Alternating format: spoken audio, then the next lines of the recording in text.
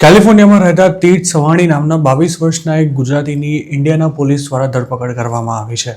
તીર્થ Savani international student હોવાનું પોલીસે જણાવતા એવું પણ કહ્યું છે કે તે કેલિફોર્નિયાના સેન બર્નાર્ડિનોમાં રહેતો હતો. તીર્થે જૂન 5ના રોજ ઇન્ડિયાનાની ગ્રાન્ડ કાઉન્ટીમાંથી $2 લાખનું ગોલ્ડ ભરેલું એક પાર્સલ કલેક્ટ કર્યું હતું. જે 68 વર્ષીય શખ્સ પાસેથી તીર્થ ગોલ્ડ લેવા પહોંચ્યો હતો.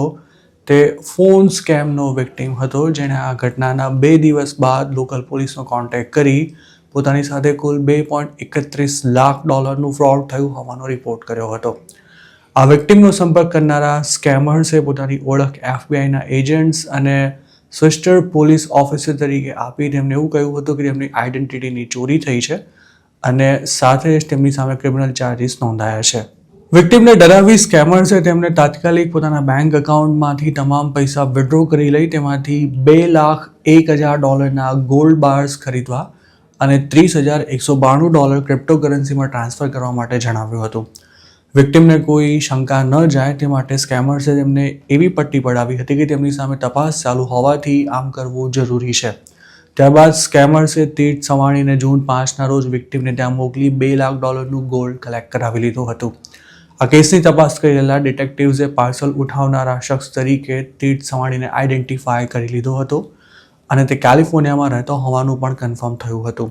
ત્યારબાદ ઓક્ટોબર 29ના રોજ ગ્રાન્ડ કાઉન્ટીના પ્રોસિક્યુટરે તીર્થ સવાણી સામે ફ્રોડ, મની લોન્ડરિંગ, ચોરી અને ખોટી ઓળખ આપવા સહિતના ચાર્જીસ ફાઇલ કર્યા હતા અને તેનું અરેસ્ટ વોરંટ પણ કોર્ટ દ્વારા ઇસ્યુ કરાયું હતું. વોરંટ હાથમાં આવતા જ ઇન્ડિયાનાની પોલીસ કેલિફોર્નિયા પહોંચી હતી અને સેન બર્નાર્ડિનો પોલીસની મદદથી ડિસેમ્બર 4ના રોજ તીર્થને ટ્રેસ કરી તેની ધરપકડ કરી લેવાઈ હતી.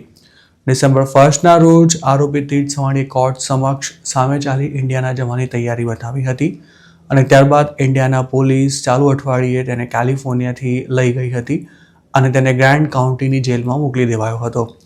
તીર્થે જૂન 2025માં ગોલ્ડથી ભરેલું પાર્સલ કલેક્ટ કર્યું હતું, પણ તેની ધરપકડ 6 મહિના બાદ થઈ છે, જે દર્શાવે છે કે યુએસમાં ક્રાઇમ ગમે તેટલો જૂનો હોય તો પણ પોલીસ ગમે ત્યારે આરોપીના ઘર સુધી પહોંચી શકે છે.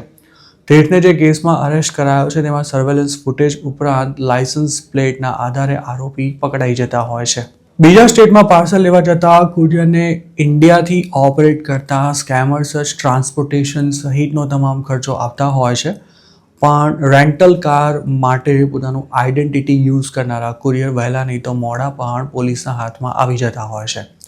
તાજેતરમાં જ શિકાગોના લિગ્નેશ પટેલ નામના એક ગુજરાતીને કોર્ટે આ જ કાંડમાં 7.5 વર્ષની જેલની સજા ફટકારવાની સાથે $2 મિલિયન પણ વધુની રકમ પાછી આપવા માટે જણાવ્યું હતું. તીર્થ સવાણી સામે પણ જે ચાર્જીસ લગાવાયા છે તે ખૂબ જ ગંભીર છે અને જો તેણે એકથી વધુ સ્ટેટ્સમાંથી એવા પાર્સલ કલેક્ટ કર્યા હોવાનું બહાર આવશે તો તેનું જેલમાંથી છૂટવું મુશ્કેલ પણ થઈ શકે છે. તેમજ માત્ર 22 વર્ષની ઉંમરે જ સિરિયસ ચાર્જીસનો સામનો કરી રહેલા તીર્થ પર લાગેલા આરોપ જો કોર્ટમાં સાબિત થશે તો તેની કરિયર પર પણ ખૂબ જ ગંભીર અસર થઈ શકે છે.